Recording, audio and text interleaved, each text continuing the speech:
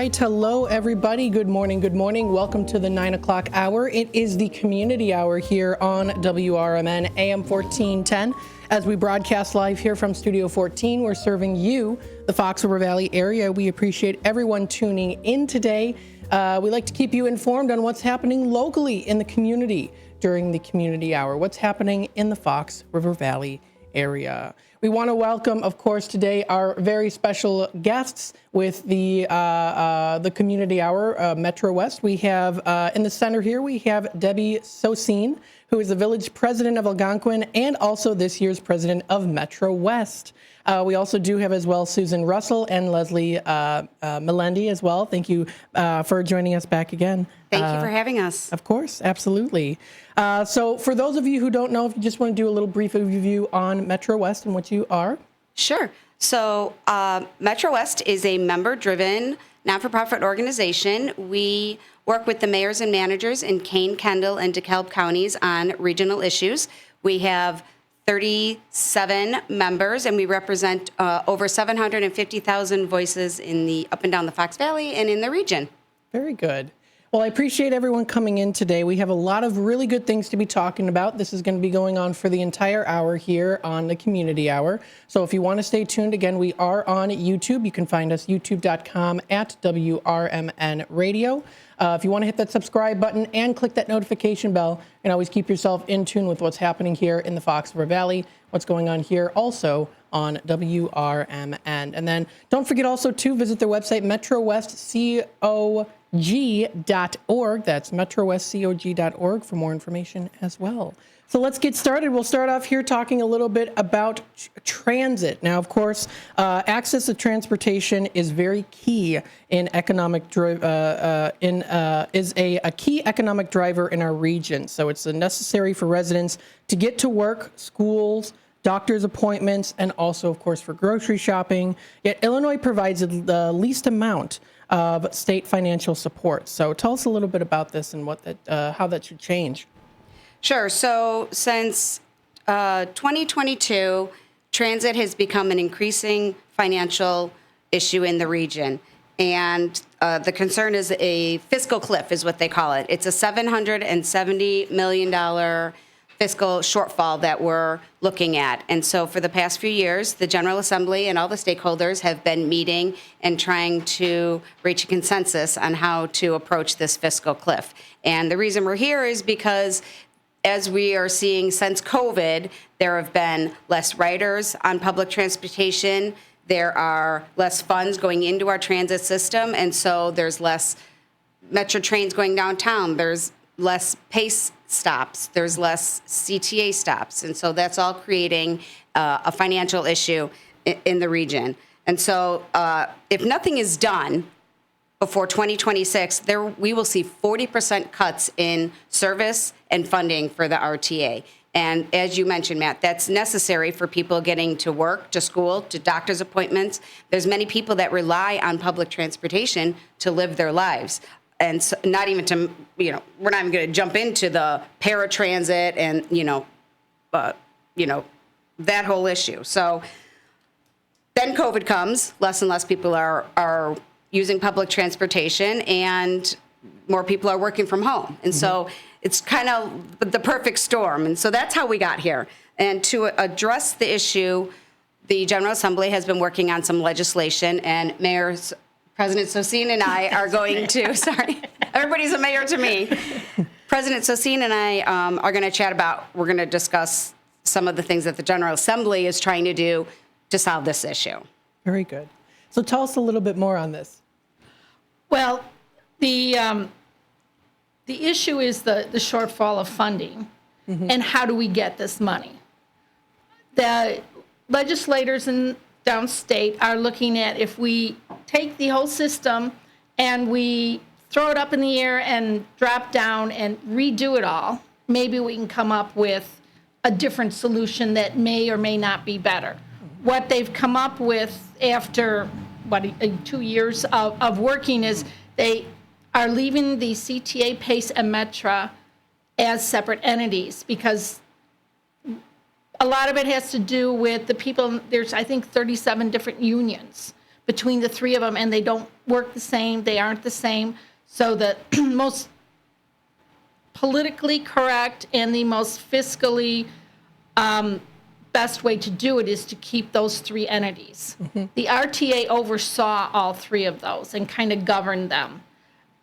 What they are doing now is they are changing the RTA to the NITA. And with the NITA, which is the Northern Illinois Transportation Authority, kind of like with the Affordable Care Act with insurance. We're going to take something and we're going to create something above it that's going to work different.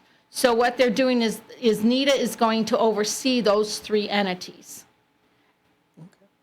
The issues that a lot of the mayors have is, one, how they fund it, and two, how they govern it. Because their board is 20 people is what they're proposing. 5 from the city of Chicago, 5 from Cook County, 5 from the governor's office, and 1 from the 5 collar counties. So 1 from each collar, 5 so 5 of those. Yeah. But if we back up, when President Sosine says she's talking about the Senate the transportation, the General Assembly. Okay. So when all this happened, the Senate Transportation Committee started having hearings all around the state. Right. And we testified at several of them. And so that, from those hearings and from those discussions, the culmination was a bill that they introduced at the very end of session, last session. And so that's what she's talking about now. And so this is what's in it. And one of the things was the creation of this NITA board. yes. Right. Yeah. And the collar counties currently have, the way the voting structure is currently with the RTA and the CTA, Metro, and PACE, the collar counties, they need a collar county vote to get what the RTA does, which is a lot with funding with the other 3 organizations that's not required by state law. By state law, CTA gets a certain percentage, PACE and Metro get a certain percentage. Okay. And any extra money that's left over there, they need to make sure that it goes fairly to all of them. And to do this, the collar counties have a say-so because they need at least 1 or 2 of the collar counties to get their supermajority vote in there to get it done. So, right. So Yeah. under that new governance structure, we feel that we're going to lose our suburban voice because it's going to be so many people from the city of Chicago and only 5 from all the other suburban areas. And so if the city of Chicago has the majority, they're going to be making all the decisions for us in Kane County. So we're trying to work with our legislators. To make sure that King County has a vote and their vote counts for something substantial. So when they make their decisions, King County doesn't lose out on it. Right. Because we have PACE here. The only thing we don't have here is CTA because they don't leave the city of Chicago. But when people from Kane County go into the city, they use the CTA. And we want to make sure the CTA becomes healthy as much as we want to keep PACE and Metro healthy. But we don't want to have to pay for everything that's happening at the CTA. And it's not, the CTA's biggest problem is their pension deficit. And their pension deficit has to be, the city of Chicago has no money. And Mayor Johnson tells us this all the time. So with him having no money, he has no money to help with the CTA pension. The CTA hasn't raised their rates since 2009. And that's another thing that this whole governing thing in the NITA board, they want to look at how can we get our rates. So we only have one card because now you have your Metro card, you have your PACE, you do, and CTA has their other card. And myself not going down very often and using the other, any of the CTA's buses and trains, I'm not familiar as much how that works anymore. I would do PACE down to Wrigley, and that drops me off in front of the stadium. So, I didn't have to use those. But those are just choices that I made to go. But if I work downtown like friends of mine do, they take the Metro downtown and then they take the CTA. and they know how all those systems work, and they agree that, geez, it would be nice to have one card and put your $50 on your card and just go through and flip your card and do it, kind of like our iPass. Whereas we can go through and do it, and then it works with other states that we coordinated with. So would you say, of course, the process is definitely, it's a tough one to go through. I know that it's kind of a long shot, but hoping it goes well, how long is the process would you say it would take? Because this is kind of... It's already taken, 2 years, I believe? It's taken over 2 years, and they introduced this bill as an answer at the end of last session. We do have veto session again, and that is in October. And so we're not sure if they're going to be able to have it all ready and cleaned up. And this is a bill that was in the Senate. So quick civics lesson. It goes, a bill is introduced. It goes to the Senate. Senate votes on it. It goes to the House. If they don't make any changes, it comes back to the Senate, and then they vote on it. And then it goes to the governor's office to be signed. So there's still a little bit of a process and a short amount of time because the bill has to be read 3 times in each house, and there's certain things that have to go on. So my personal opinion is that this is not going to get done by the end of veto session. So this will actually continue on into the spring when the General Assembly meets again, beginning in January. It's a very complicated, it's taken a long time for us to get here. It's going to take a long time for us to get out of this hole. And there's a lot of different opinions. This is a regional issue. Anytime you include the city of Chicago, it adds a little bit of a layer to it because they have their own financial issues and they have their own, sometimes they have different priorities than we do out here in the suburbs. Understandably so. So I think it's going to take a while to get out of this hole, but they're working on it. This bill went through the Senate. It was stuck in the House, and so I think the House really has some concerns, especially with the funding mechanism of it. There's some things in this bill that we are concerned about. For example, there's this, it's called the real estate transfer fee. So if you sell your house, they want to add a transfer tax of $3 per $1,000, which doesn't sound like a lot, but when you're talking about a $300,000, $400,000, $500,000 home, that's additional cost to sell your house. So it's just an additional tax burden, and we never like to create taxes. Right, and there's villages now that already have that on their books. The city of Chicago already has it on their books. So this transportation tax that's in this bill excludes the city of Chicago because they already do it. But what was missed in this, this is a good way to get funding for it, which is not incorrect, is the fact that we have, I think it's 37 other municipalities that charge this $3 real estate transfer tax.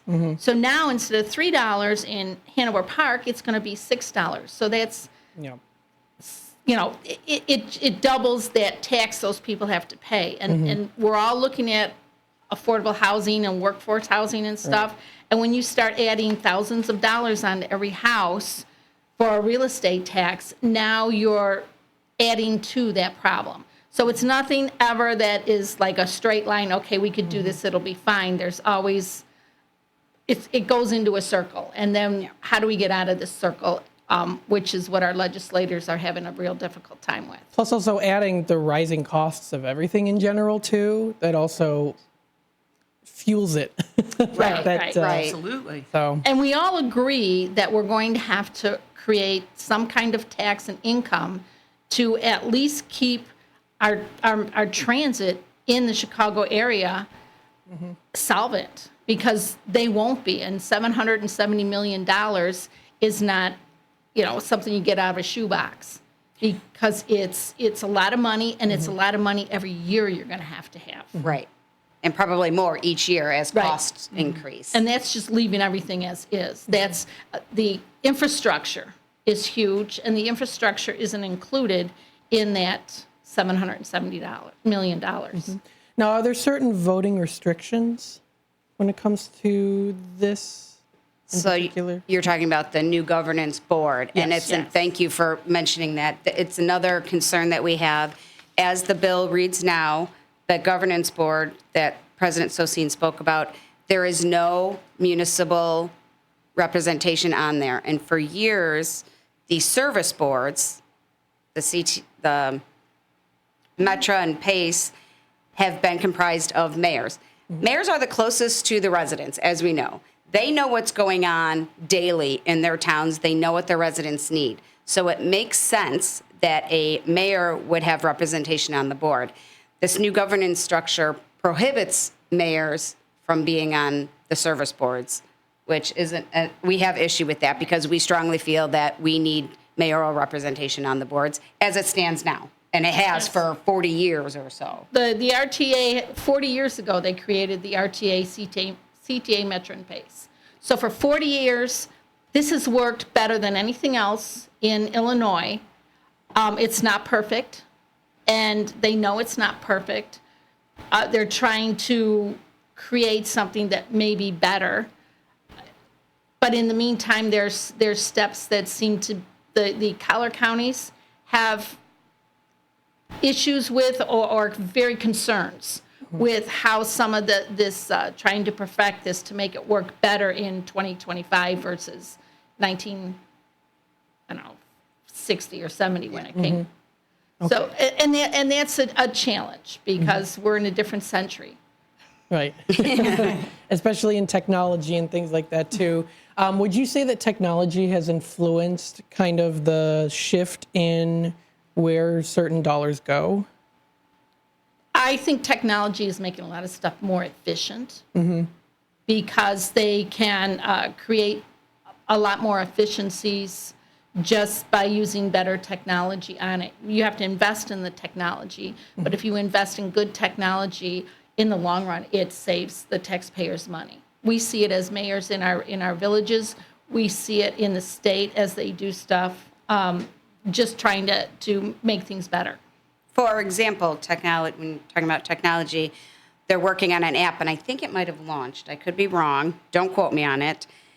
That right now, as it stands, you have to have your you go on your Metro schedule, and you look at what time your train is. Then you have to go on the Venture app and buy your ticket. Then you get downtown, and it's a different system to get onto the L or to get onto a CTA bus or out here in the suburbs, a PACE bus. They're all different apps and revenues. So this app that I think they just launched, it's one-stop shop, which is what the public has been asking for. It's one app. You do your Metro, your PACE, your CTA, everything at one time. It's just it's easy because you can just go from transportation system to transportation system, and it's seamless. That's a new technology that was really going to benefit, streamline the use of a transportation rider. Right. So would you say also that making note or giving recognition of technology might help in assisting with possible increase in transportation funding, maybe? It's just, I guess, kind of a way of trying to convince, I guess. I think technology is a tool that will be used to help with the shortfall and help with the efficiency in the system. I can't say that it will solve any problems, but I think it's one of the tools that they are using and they are all looking at how to make it better. Okay, so when it comes to also working with other different villages and towns, what's your way of going about coming together to try to fix this problem? That's a great question. I am not only president of Metro West COG, I am a member of McHenry County COG because I live there in Algonquin in both counties. And then I've gotten involved in the Mayor's Caucus, which is 167 villages around the Chicagoland area, including the city of Chicago. We meet monthly. We have our agendas to go over different things. We create our legislative agendas. We go down to Springfield and talk with all of our legislators down there. And the mayors, when we meet every month, we network and talk what our issues, what our problems, but we also try to get our concerns into one bucket. And if we go down with 2 things or 3 things when we go down to our Springfield representatives, then we're not overburdening them. Because every mayor and every village and every entity that goes down there has their issues. The schools have theirs. The anything that would be something where the legislative puts money into, they have their groups go down there and say, we need more, we need more, we need more. And I totally understand it. And I think every mayor does. So it's just, this isn't necessarily about more money. This is more about making sure we also have a say-so in what's going on in our transportation. You need our boats to make sure this is going forward, because we are a huge force of people that also use these services and also need to make sure our needs are also acknowledged. So as all the mayors come together, they really have a lot of the same issues that everybody has. If you go up and down the state, every village has mostly all the same issues. Right, and that's why these councils of governments, or COGs, we call them for short, are so important, because they bring the mayors from that region together to talk about their issues. Because whether you're from a large city or a smaller municipality, you have a lot of the same issues. Some are different, obviously, because of your demographic makeup, but many of them are the same issues. And so that's why it's important to get together, decide what our big issues are, and then make sure that we are educating our legislators so that they know.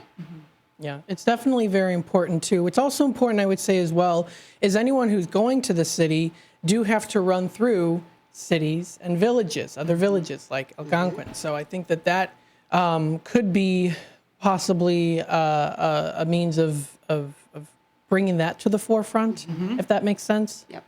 Yeah, we're all interconnected at some point. Right, exactly. Right. Yeah. So. Yeah. We are. And with Elgin, they have Metra and Pace. Like, this is a hub right here. So Elgin and Pace and Metra, I mean, that's what brings people to Elgin. That's what brings people to the city or to some of the western suburbs as well, when they talk about future lines and that kind of thing.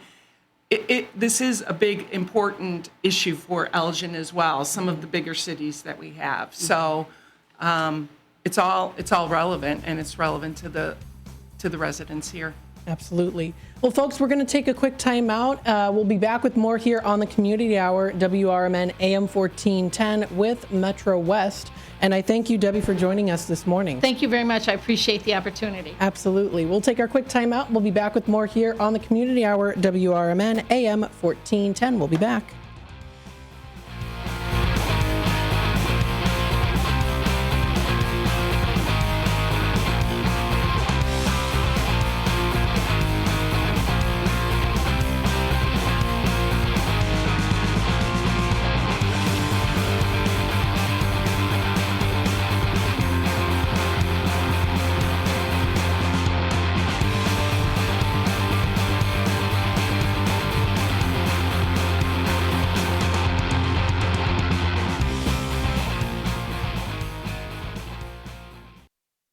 With your 1410 WRMN News Flash, I'm Sean Credan. Brought to you by Progressive. Naperville's India Day Parade and Festival, key annual celebrations of Indian independence, have been canceled this summer. Organizers cited escalating cost and decreased funding as the central reasons for the decision. This marks the first time since 2015 that the city will not host the celebration. A residential fire in Aurora on Monday evening rendered a single-family home on Crestwood Drive uninhabitable, according to fire officials. Emergency crews were dispatched around 7:35 and brought the fire under control in under 22 minutes. One firefighter suffered a minor injury, while no civilian injuries were reported.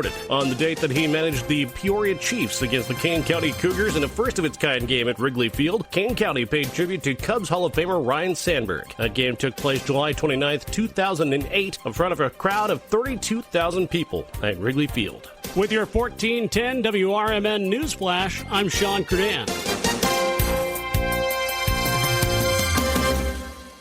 Everyone has a fave Wendy's Frosty flavor. And when you're choosing from chocolate or vanilla, it's not that hard. But now, there's all new Frosty Swirls and Frosty Fusions. So try picking your fave from Oreo Brownie Fusion, Pop-Tarts Strawberry Fusion, Strawberry Swirl, Brownie Batter Swirl, Caramel Swirl, and Caramel Crunch Fusion. Not so easy now, huh? For a fresh way to Frosty, gotta be Wendy's. At participating U.S. Wendy's, Oreo is a trademark of Mondelez International Group. Pop-Tarts is a trademark of Kellogg North America Co., LLC, used with permission. When you bundle renters and auto with Progressive, you can save while protecting your most valuable possessions, like your priceless vinyl collection. Sure, you sleep on a futon because the money most people would have spent on a bed you spent on more records. But forget the fact that you can stream just about any song ever created for a few dollars a month. No, you need to listen to music in the most difficult way possible. So go ahead and get Progressive so you can save while protecting the things that matter to you. Progressive Casualty Insurance Company and affiliates and other insurers. Not available in all states or situations. At Britain's Touchless Car Wash, they know life gets busy.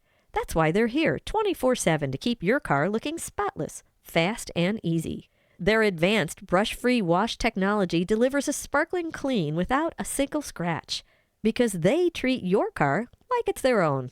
Here's the best part. Right now, you can get a free car wash just for joining their text club. It's simple. Just text BRITT to 30400, and your first wash is on them. Britain's Touchless Car Wash has 2 convenient locations, 1923 Larkin Avenue in Elgin and 555 Willow in West Dundee. They're proud to keep your car clean while giving back to our community. Text BRITT to 30400. That's BRITT to 30400. Now for your free car wash, and see why Britain's Touchless Car Wash is the fast, gentle, and reliable choice. This is Sarah Silver with your Fox Valley forecast. High wave action and dangerous currents at Lake Michigan beaches through Friday afternoon. Today, areas of smoke with mostly sunny skies and a high near 75. Tonight, areas of smoke before 1 a.m., then isolated rain showers with partly cloudy skies and a low around 60. Currently, it is 69 and partly cloudy. I'm Sarah Silver on the Talk of the Town, WRMN. If you need to hire, you know it takes time. Well, what if you could meet with qualified candidates the very next day? Now you can with Zip Intro from ZipRecruiter. You simply pick a time and it does all the work of finding and scheduling qualified candidates for you. Then you choose who you want to talk to and meet with great people on back-to-back video calls as soon as the next day. Try Zip Intro for free at ZipRecruiter.com/free. Zip Intro. Post jobs today. Talk to qualified candidates tomorrow.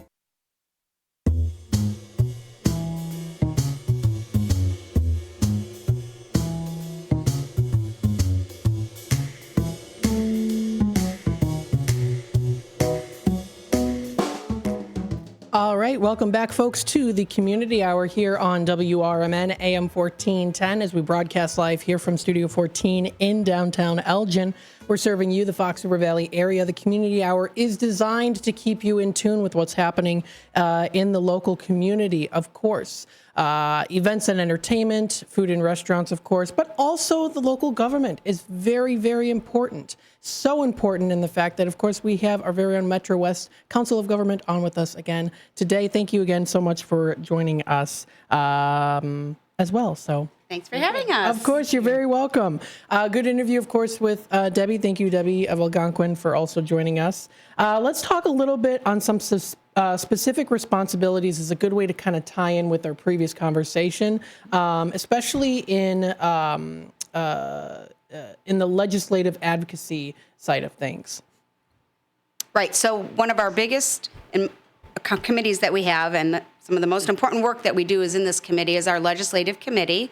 It's comprised of mayors and managers, and we meet monthly to discuss legislative priorities, bills that are moving through the General Assembly at that time, and what we're going to do and how we feel about it. We take a position on most of them. So you either oppose them or you support them, or sometimes you're just neutral on it, where it's okay, it doesn't really affect us, so we're fine either way if it passes or not.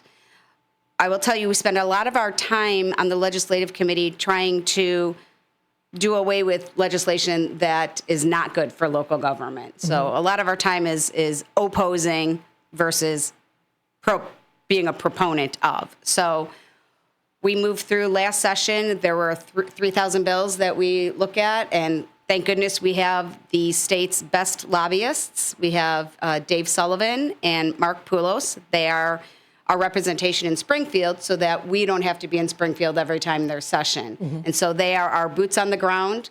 They are the most well-respected lobbyist in the State House, and when they come calling, our legislators listen. And so we're fortunate to have them. So they do a great job of keeping us updated on the to-the-minute, real-time, what's happening, because in Springfield, things can move.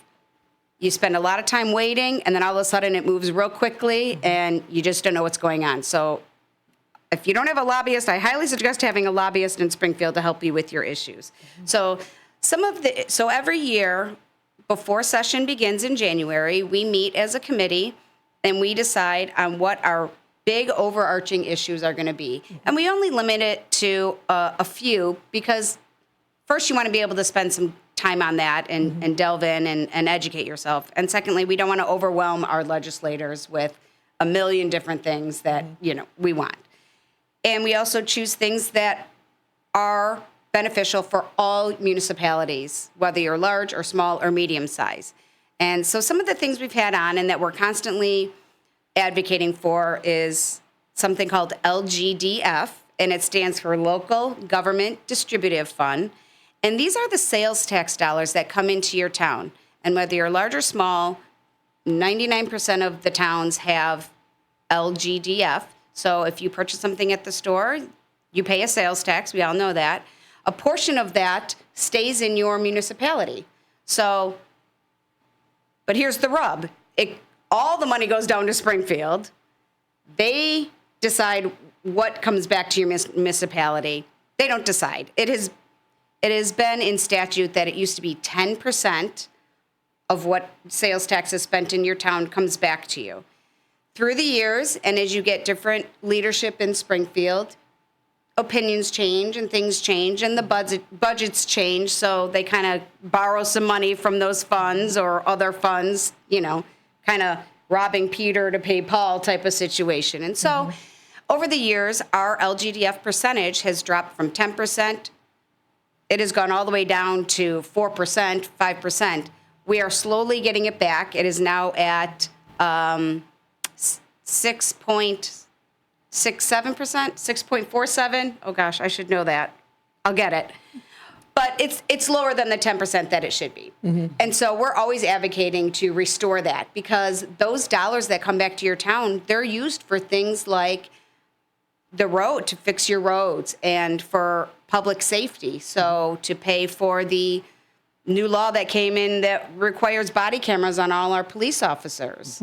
That's to protect us as citizens, that's protect the police officers. And so, but it costs money. Things cost money. Right. So the money that comes back is used for critical and essential funding in our town. And so that's one thing that we're always fighting. And every time we see a legislator, they say to us now, yes, I know, you want your LGDF back. Yes, I know. Which is funny, but it's good that they know that we've been talking about it enough, and it's top of mind. When they see me or Susan or a mayor, they know we're going to ask them for our LGDF money. So we're getting there slowly. We talk to the governor about it all the time. We meet with him every year when we go down to Springfield, and he's very honest, and he says, we don't have it this year, but keep working on it, so we're inching our way up. So that's one example of what the legislative committee works on. There's also other regional issues that come up. For example, and I'm sure we'll talk about this at future times, we'll talk about the placement of solar farms. We're going to talk about e-scooter ordinances, which is becoming increasingly concerning for our young people to keep them safe. And so there's issues that come up, but there's some that are just recurring, like the LGDF. And then our pension funding is always big to fund the police and our fire departments. Those are heroes. They're our local heroes, and they deserve to have their pensions funded fully. But the restraints put on us at the state level sometimes prohibit some communities from paying that fully. And so we're always working on that and getting, we need help from Springfield. And so we're always talking about that, because we want our first responders to get what they deserve. So Exactly. What would you say is the reason for this sort of level of difficulty? I mean, I know that there's a lot that goes into that, but yes, how much time do you have? I'll tell you, and I said this at our first meeting last week, we are so fortunate in this area to have some of the best and most involved legislators in the state of Illinois. We have a really great group. We have Democrats and we have Republicans, and they're equally as great, and they help us a lot. They're very responsive to us, and I think that makes a big difference for us. I feel bad for some of these other communities that maybe don't have the best representation, in other parts of the state, and so we're very fortunate. I'm able to pick up the phone and call any of our legislators on any issues, and they're helpful. And if they can't be helpful or they're not, they tell us, and I really appreciate that. I would rather somebody say, it's not going to happen for you, or I have to vote no for this, and here's why. Do I like it? No. Do I respect that? Yes, I do respect that open and honest conversation. So it really depends on your legislator, and it depends on the makeup in Springfield and the priorities that Springfield has at the time. The governor that we have now is a different governor that we had 10 years ago. They have different priorities. It's going to be a different governor 10 years from now, and they're going to have different priorities. So it's just kind of the ebb and flow of Springfield, and people come and go. And so for us, it's a constant education and re-education to our legislators to just keep us top of mind, to keep the local municipalities top of mind, because this is where the work gets done. This is where you see the firsthand results of what you're funding, bills that you've passed, great legislation that you've entitled, or empowered municipalities to have. And so it's just the constant, just riding that wave and kind of flowing with it. You're going to win some, you're not going to win some. Right. It's all about communicating too, and I think that that's how you create a lot of respect, even if you don't agree on things, or things might not get voted for that you had hoped. Like you had said, you have that level of respect where that's where hopefully even in the future they might look back and say, you know what, maybe as time goes by they might think differently and they might change their mind because you showed them that level of respect. It wasn't so much you were firm in what you wanted, but you weren't obnoxious about it. Exactly. And if you think about a legislator, just the local municipality, that's one small constituent that they have. They're dealing with so many other things. The schools, that's a whole nother issue. The schools, the education piece of it. And so a legislator, they have to learn about each issue, and there's so many issues. And so you want to try to educate them just so they have a little bit of knowledge on what you're doing, because they have so many other things that they're trying to deal with. And so our job is just to give them a little bit of education and knowledge about what our top priorities are, because they're here. From us, they're hearing one thing. They're hearing a whole nother. They have to learn so much more from a school board or a, I don't know, fill in the blank. And so they're expected to be experts in everything. And so we try to help them out. We try not to ask for too much, but they do know our priorities. I feel like if a legislator called right now and they'd say, what does Metro West want? Hopefully they'll be able to tell you, because we've been in contact with them so much. So that's good. Very good. Yeah. Was there anything else that you would like to touch base on this particular topic of legislative action? I think it would be good, Leslie, if you explained kind of what an unfunded mandate is, because you hear that term all the time. Yes. And I think that the public would how can you explain that? So what that is, and give an example. Unfunded mandates. We love to hate them. Unfunded mandates is a piece of legislation that becomes law that is not funded. So, for example, body-worn cameras that came out of the Safety Act. I'm for them personally. I think, like I said before, it protects the citizens, it protects the police. So it became a law. They're required. Every police department is to have body-worn cameras and to have the storage. So not only do you have to purchase the cameras, train your law enforcement on how to use them, but they also have to videotape it and then have that storage. It's great in theory. there's no funding mechanism for that. The state didn't attach any funding for it. So now a small municipality like Hampshire, they have to have them, but they have no way to pay for them. Their budgets are very tight. So that's what's called an unfunded mandate. It's a mandate, it's a requirement, but they're not helping you pay for it. So now the Village of Hampshire has to figure out how to pay for thousands and thousands of dollars and then pay for the storage of it. And as a result of that, the FOIA requests have increased. So now your FOIA officer is working more hours. It just kind of snowballs and snowballs. Yeah, right. And things you don't think about when you think about public safety. Okay, great. Body-worn cameras, great idea. Well, you don't think about, what's left in the wake of it. And so that's an example of an unfunded mandate. And there are thousands of them that come across and that municipalities deal with. Any taxing body, your park districts, your school boards, your townships, municipalities, fire protection. So there's a ton of them. And so every time a law passes, my first question is, how are we going to pay for that?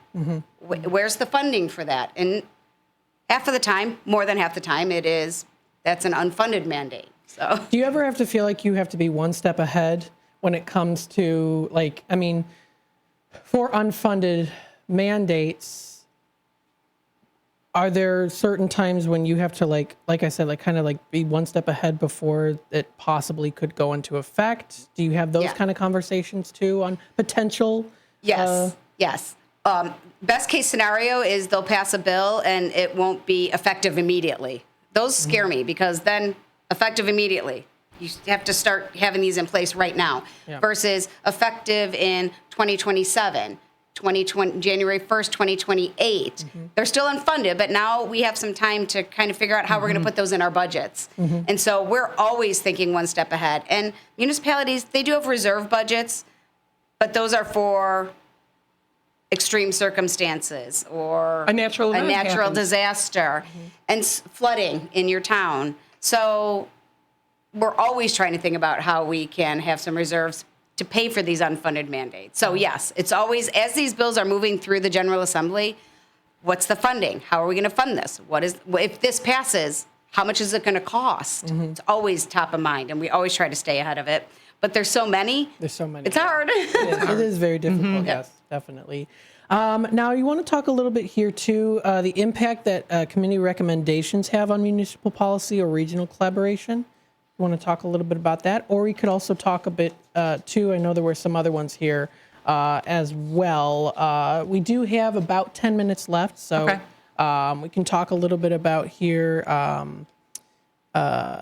Well, actually, but we could do this if you'd like about the January 2025 legislative breakfast. Okay. You want to talk a little bit about that and what were some specific issues or things that were put in the forefront that was discussed? Right. So at our legislative breakfast every year, it's in January. That's when we roll out our legislative priorities and our legislative agenda. So the work that the legislative committee has been doing during the year culminates in January. We have already decided what our priorities are going to be, and that goes through the legislative committee. We decide, we bring it to our full board, we have a discussion, and then we vote on it. So that's our document that we work from the entire session. Session begins at the end of January, and so that's why we have our legislative breakfast at the beginning of January. This year was at Elgin Community College. Yep. It was our first year having it there. It was lovely. It was wonderful. We'll have it again there this year.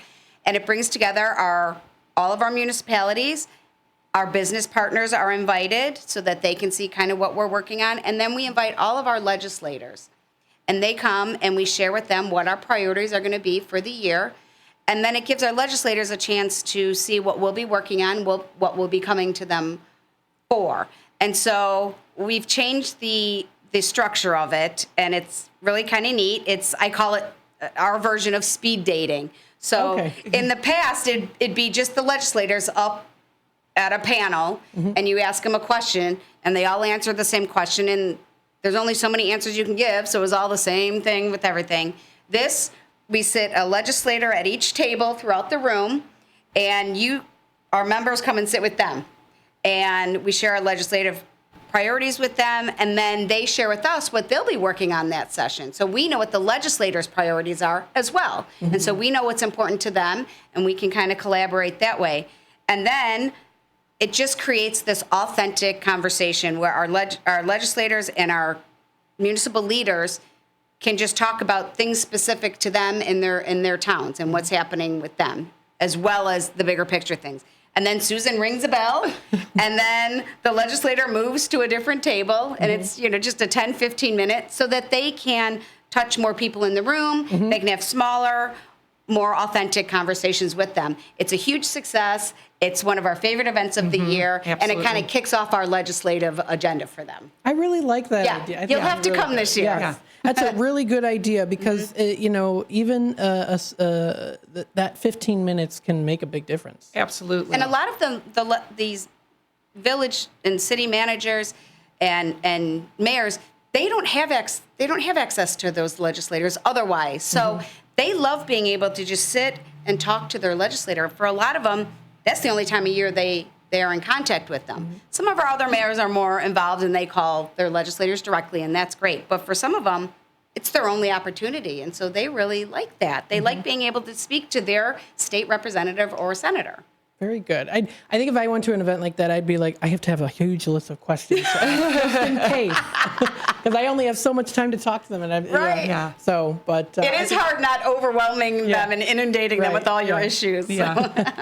But that also helps to kind of balance out what the hot topics or the burning questions that you have. Yeah, and it's relationship building too, right? So it's if you're forming a relationship with your legislator, next time you have an issue in your town that needs attention, and you call them, they already know who you are, right? So that's always helpful. Yes, very good. That's very good because that gives a way for everyone to communicate rather than it just being you're in a room and then you're just listening to maybe a couple speakers and then you don't interact with each other. Yeah. So, right. Good. It's more interactive, and we're all about that. Yeah, absolutely. Yeah. Tell us a little bit here too. It was about a month ago you had the legislative barbecue. Yes. That welcomed lawmakers such as Leader Barbara Hernandez. Nearly 100 municipal and regional leaders attended. And then can you share just a kind of a little bit on how did that go?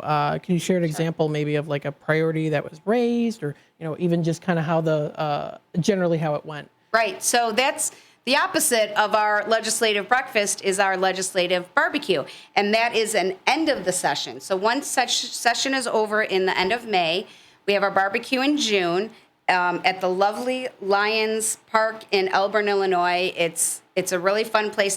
We call it a barbecue, but it's indoors. So rain or shine, we have it. They do a great job of cooking us some chicken and pork chops, and it's a fan favorite because it's more laid back. And so, everybody wears their town, has Hawaiian shirts and casual stuff, and everybody loves to come because it's very laid back and casual. And then we have we ask a couple legislators to kind of give us a recap of what happened during session, what got done, what we're still working on, what didn't get done. And so this year it was Representative Barbara Hernandez and Leader Ugasti, and they talked about things that were important to local communities that got done and things that we still need to work on. And then our members have the opportunity to ask them questions about anything they want. And so it's a pretty laid back, casual environment, and we find out what we need to do for next year. So. And I think what makes it unique is we have a representative from both the Republican and the Democratic side, and they're both giving their take on it. So it's not slanted toward one point of view. Yes. They work together to do the presentation. They bring both sides of the aisle there. So even with a piece of legislation that, went through, and with the supermajority, that would be Democratic. The Republican side would say, well, here's why we opposed that, even though it went through. But there's a lot of respect. There is the working to, they are working to get, nobody is there to slam the other person or slam the other party. And that's what we love about Metro West. It's bipartisan. We work with both both sides of the aisle. It is all about just getting the work done, That's how right? you The do it. legislative work done. Right. Yes. And the fact of the matter is, most legislators on either side, they do agree on the majority of issues in the state. They agree with the majority of issues at local government level. It's just those big issues that they just have different ways of looking at it. But at our level, there's a lot of support. There's a lot of cooperation with all of our legislators. And so they work together on these presentations at the end of session, which is great to see, the bipartisan cooperation. Yeah. Yes, that is good. Especially in the world we live in today, Yeah. it always seems like everyone's against each other. sure. Yeah, so it's so polarized at the national and you know, sometimes at the state level. But here locally, we all work together. That's good. That's very good. And that's why it's so important to bring this to the forefront on everything that we talked about, too. So, Yeah. Very good. Yeah. Tell us a little bit here, too, because we still have, we got about less than a minute or so. I think what we'll do here is we'll say this. So how can people find more information about you? Sure. And if people might be interested in joining in, what can they do?